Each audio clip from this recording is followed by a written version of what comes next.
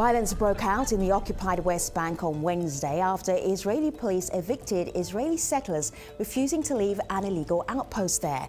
But the evacuation of one outpost hasn't stopped the Israeli government from approving thousands of new homes for Israeli settlers in nearby Palestinian territory. I'm Femi Oke. And I'm Malika Bilal. Today we speak with Palestinians and Israelis to find out what impact the settlement expansion plans will have for people living there.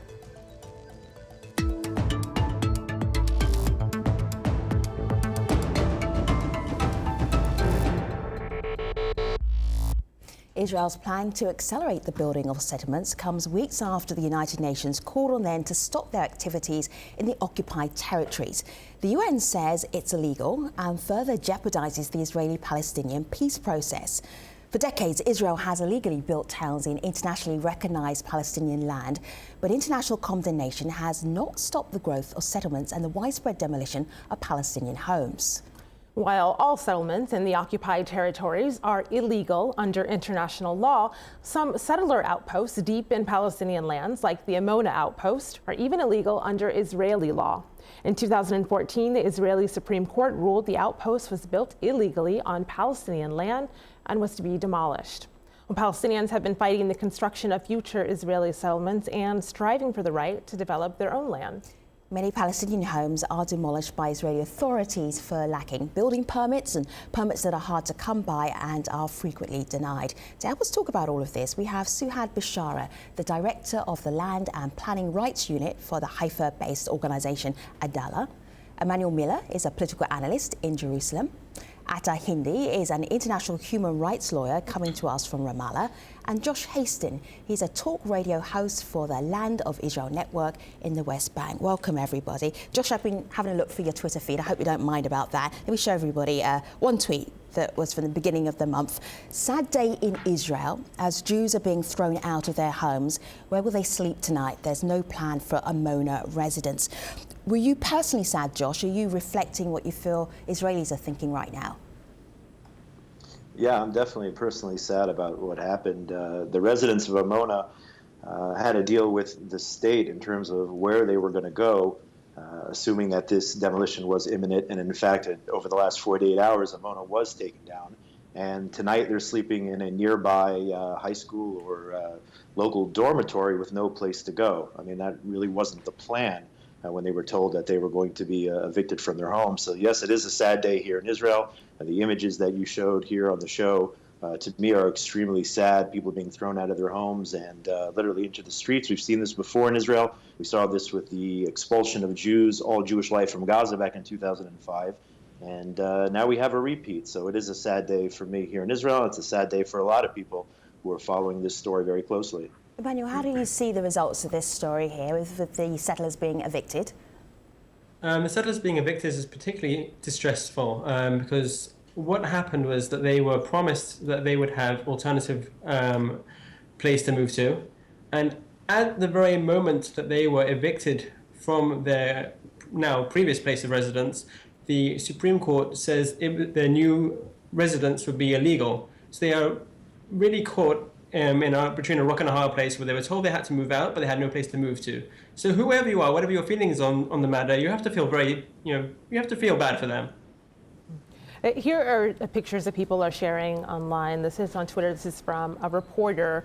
Protesters removed from synagogue and carried to buses using the hashtag Amona. I'll play a little bit here so you get a taste of what this looked like a little bit earlier.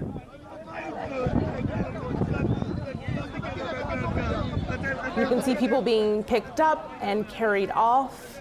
They were protesting the removal. But this is a tweet we got from someone on the other side of this who sees this a little bit differently. This is Diana. She says they were illegal. Doing this was the legal and moral thing to do. Putting them there in the first place was illegal and immoral. Atta, can you explain a little bit more behind Diana's tweet? And in your view, is that the same thing? I mean, the main idea is that settlements are, in fact, illegal under international law. They shouldn't have been there in the first place. The fact that it is illegal under Israeli law, this particular outpost, really makes no difference, because whether it's considered legal or illegal under domestic Israeli law, it's illegal under international law. The fact of the matter is, it's unfortunate that the state continues to create this culture where settlements are continuously expanded, when at the end of the day, then the occupation must end, the entirety of the settlement enterprise must be dismantled. Let me just bring in you, Suhad. I'm looking here at Dandia Assad, who shared two pictures. Compare and contrast Israel's evacuation of Jews versus Arabs. So one side has got militarized guns, and the other side is not so much in terms of force there. Do you see that in your daily work? Definitely. I think that if I'm recalling well, I think the picture compares the eviction of the illegal settlement of Amona in the West Bank, and the other picture is from Hiran evicting Bedouin Arab Palestinian citizens of Israel in the Naqab within the Green Line, within the state, territorial state of Israel, where the Hiran people, a community of 300 citizens, are being evicted to establish a Jewish town on their ruins, the exact same policy that's happening on the other side of the Green Line illegally under international law. One of the things we talked about when we first started this show is how difficult it was for Palestinians to even get permission to build homes. Can you give us an example of that, Suhad, from your work? Yes, if we're talking about basically Area C, where most of the evictions of the Palestinian community is happening, basically is under civil and a security administration of the occupying power of Israel as an occupying power. And you cannot build any construction, either residential or agricultural or for any other purposes, without permits from the Israeli occupying authorities. And since Area C is targeted for political reasons and for the political interest against the international law of Israel as a state, as an occupying power, thus most of the Palestinian community in Area C is targeted, and thus a lot of restrictions are being imposed on the possibilities of them to develop.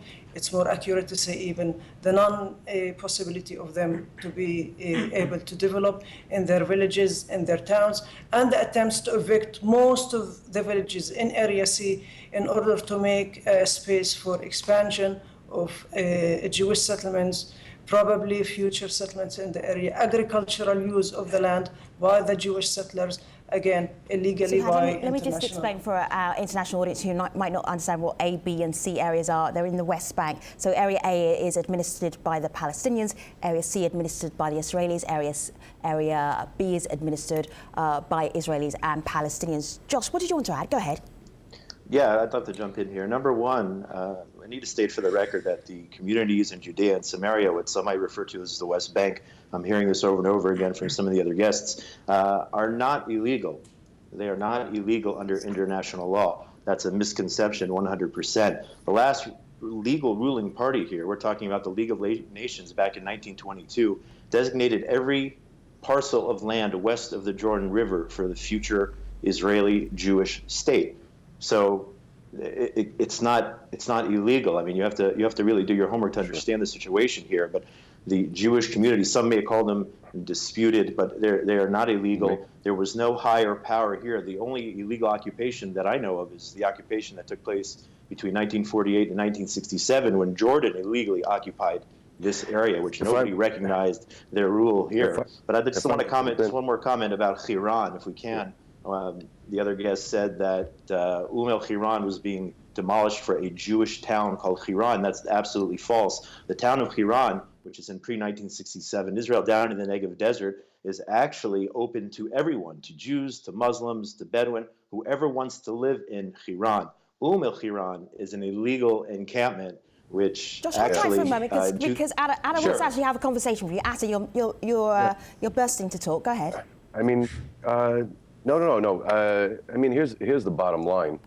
There's only one state in the entire world that doesn't recognize the illegality of settlements and the illegality of the administration of the occupied Palestinian territories.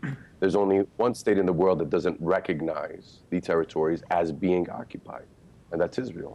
That is the only exception. Even the United States recognizes the entirety of the occupied Palestinian territory, being the West Bank, East Jerusalem, and the Gaza Strip, as being occupied. Even Trump, in this particular if I may try, I'd like to say something about that. Now, actually, the bottom line is, the Israeli settlement enterprise should have never been there in the first place. If Israel is so good at identifying state land, settlement enterprise. if Israel is so good at identifying state land, they can identify state land within Israel proper and build those settlements there, not within Palestinian territories. Now, this isn't to mean that Palestinians cannot engage with Israelis, say, in business, work with them, live with them, things like that. But that's a matter between two states. That's a matter between Palestinians and Israel. It's a matter of private law, not through the illegal administration of the occupation. And that's where the problem lies. So I want there's two issues I'd like to pivot remark. just a little bit, because I want to pick up on something that Suhad mentioned a little bit earlier on whether or not it's difficult or easy, the difficulty and the ease of building, constructing as a Palestinian an occupied territory, and on demolition. So I want to bring in a personal voice here, a story of someone who knows this firsthand on what it's like to be at the threat of a demolition. This is a video comment we got from someone named Haj Sami Sadiq. He's a mayor of his town. Have a listen to what he told us. The Israeli army want to damage our kindergarten. They have in the kindergarten 140 kids. The kids ask me, when the Israeli army damaged my kindergarten, we want to learn where. And the Israeli army enter in the houses all the time, between the houses and the woman, the kids. It's very afraid.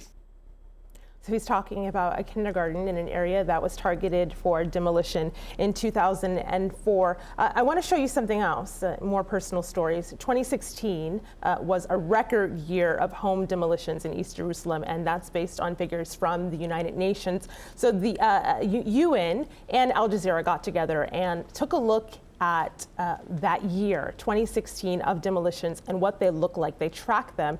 Here is just one of those stories. This is Mohammed Tutanji's home. It was demolished on May 17. This is a 360 view of what that looks like. To have your home basically reduced to rubble. You can see it here. You can see more of that at interactive.aljazeera.com. But to have you represent people like Mohammed who go to court, who go to Israeli court after this has happened, what's a story that strikes in your mind as most telling? Yes, I want to make a few things clear about Al-Hiran responding to Josh. Al-Hiran was established in 1956 according to orders of the military government back then in the Negev area. That means the state of Israel established the village of Al-Hiran, inhabiting today about over 300 citizens of Israel.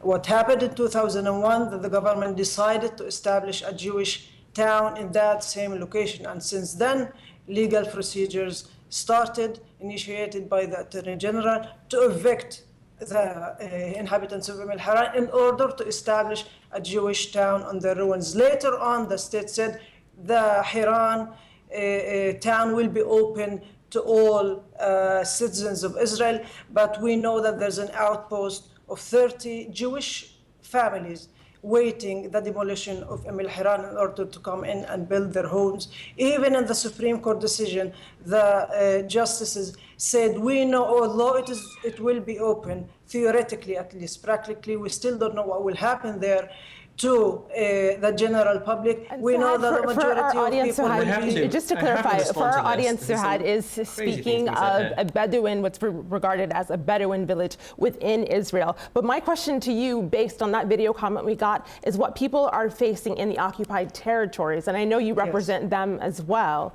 What is a story that kind of sticks in your mind as one that you think represents what we heard from that mayor?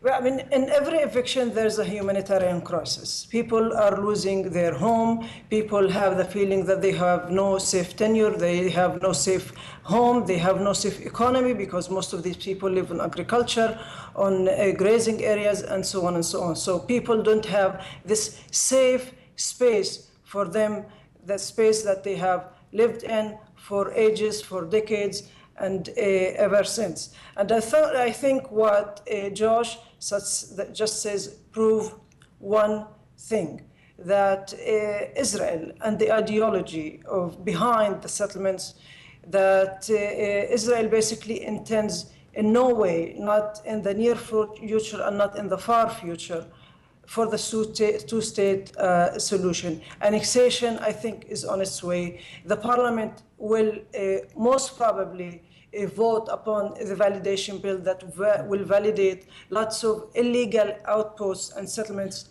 all over the West Bank. Suhad, let me just bring in Suhad, let me just bring in Emmanuel, because I want to share the conversation around a little bit. Emmanuel, as an outsider, I'm trying to understand what's going on here. Let me show you this headline, because I'd love you to bounce off this and help us as an international community understand better. Israel evacuates settlers from the illegal Amona outpost. But under here, Israeli police moved to clear West Bank settlement as construction of 3,000 new settler homes announced elsewhere. It's what's below the headline that is interesting. Why is this expansion going on now? I think it's very clear that we're moving into a new era after the failed Obama administration. The attempt to stop Jews from living in their indigenous homeland, the land of Israel, as part of our historical. It's always been the place where we've looked to wherever we've been around the world. This is where we come from. This is where we belong. And that's been denied to us over the last 8 years.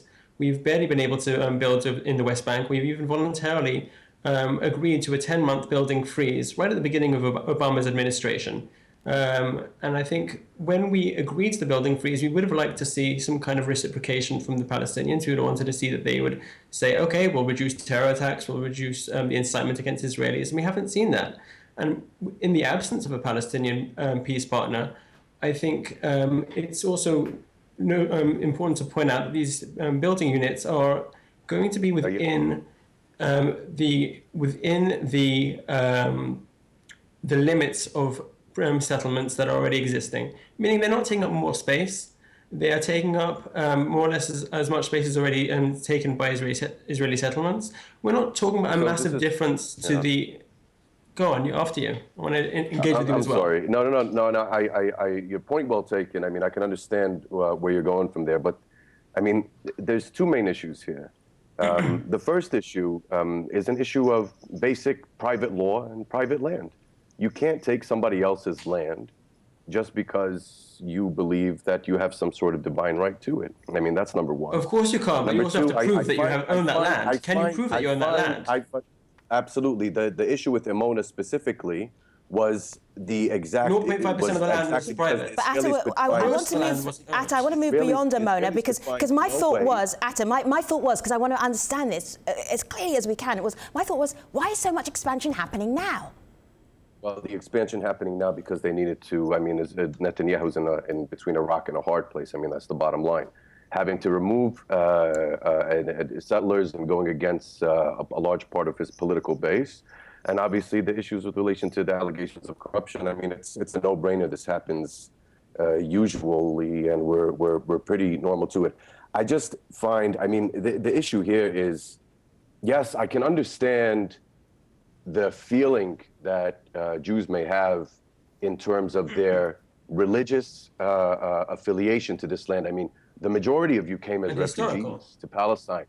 But to use this term indigenous as if the native people that were living here for years, and I have, it's not just historical, it's a fact. I have homes and land in Palestine farther than you can trace your roots. I mean, that's the bottom line.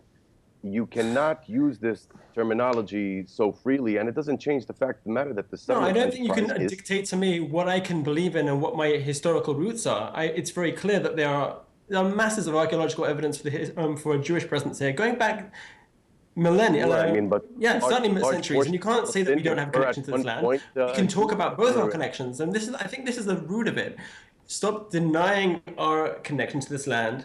We can both live in it together. I'm not denying any sort of religious affiliation.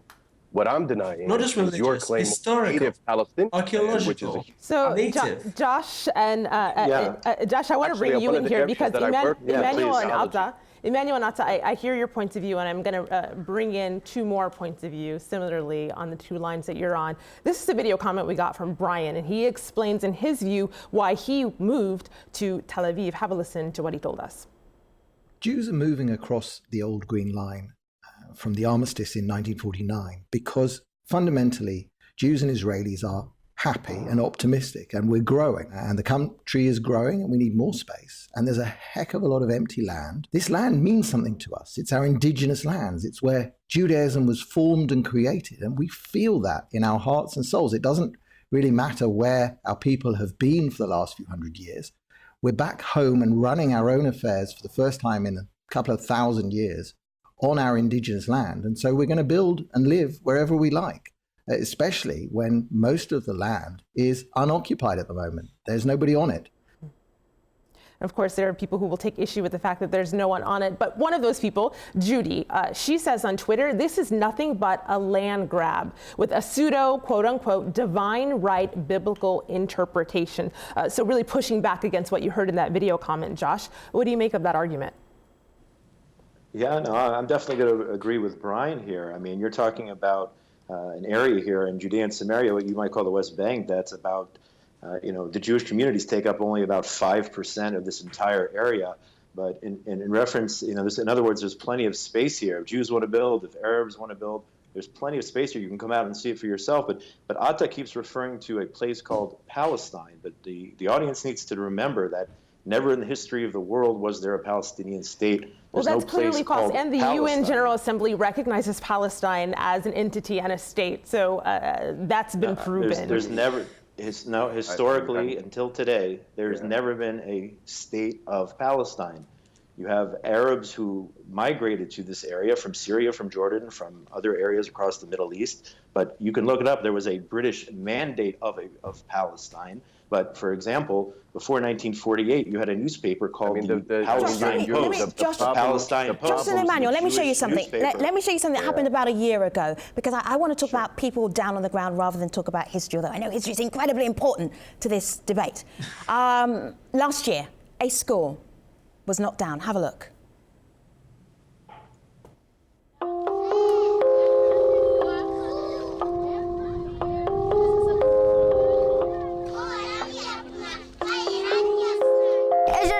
بالليل وهدموا المدرسة وإحنا وين بدنا ندرس؟ في العزرية ولا في الهواء؟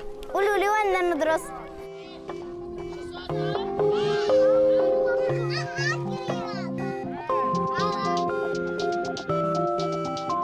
حلوة وإحنا انبسطنا وجينا شفناها وإجينا الصبح لنشوفها ندرس فيها فلقيناها مأخوذة، يعني إجا الاحتلال أخذوها لنا.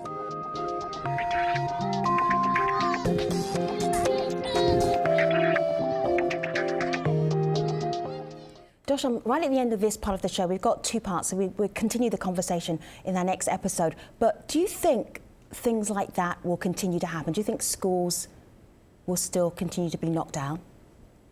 Well, number one, this is an obvious anti-Israel propaganda video. That's number one. Number two is, I don't know this case per se, but what you have going, you mentioned the areas A, B, and C. And Area C in particular, which is under Jewish control militarily and administratively, what you have now is a land grab. You can go to different places outside of Jerusalem. Will this still continue to happen? Because we're right at the end of the show, and we'll dig it a little deeper in our next episode. But will this still continue to happen? I'd like to give just a little detail on that particular case. I'm just going to say that it's not really propaganda if it actually happened. That school did get knocked down. It was built by France, and the kids were learning outside there in the open. There's something that's very interesting about that. The deliberate building of Palestinian buildings in contentious places, where they know that the Israeli government is going to take exception to them. Sure. Emmanuel, take a breath for a moment. Take a breath for a moment, because this clearly has to be continued. And that's why we have two shows. We knew we would need two shows. Emmanuel, Atta, Josh, Suhad, community, bear with us. there is a part 2 in our next edition of The Stream. We'll be looking at the wider implications of the settlement disagreements that are currently happening in the occupied territories and in Israel. See you soon. Thanks for watching, everybody.